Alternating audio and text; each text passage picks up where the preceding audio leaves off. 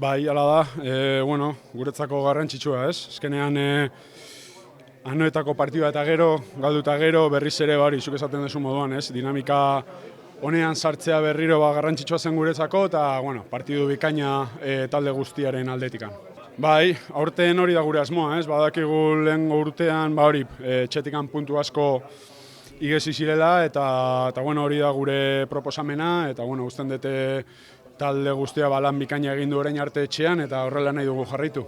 Bai, hala da, bueno, sentsazio honekin, ez? Eta bi aste hauek, oso onak izango dira guretzako, garrantzitsua da ere bai, bueno, jokalari batzuk ikututa daude, eta berriz ere hasteko entrenatzen, eta bueno, denak posik.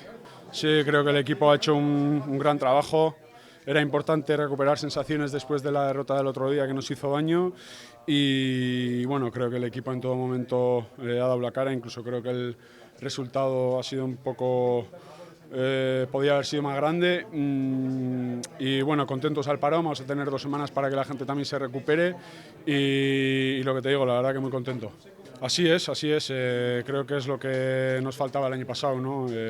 Sumar más puntos de los que sumamos en casa, sobre todo, que somos un equipo fuerte y creo que este año, pues bueno, en ese sentido hemos dado un paso adelante y es como tenemos que seguir. Bueno, 7 años sin meter que llevaba, o sea que un día especial, pero bueno, más especial es el ganar. Veníamos de una derrota dura en el derbi y como dije el otro día, el equipo está bien y había que seguir con esta dinámica. No es lo mismo irte al parón con una victoria que con una derrota y nada, pues disfrutaremos de este fin de semana libre y luego pues ya habrá tiempo para preparar el partido del Barça.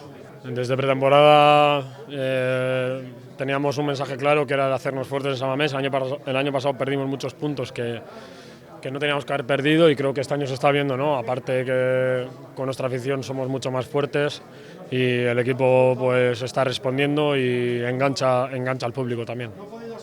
Bai, bueno, berreun partido sartu gabe eta gaina etxean niretzat egun oso berezia da eta bueno, orain familiarekin, emaztearekin disfrutatzera eta bueno.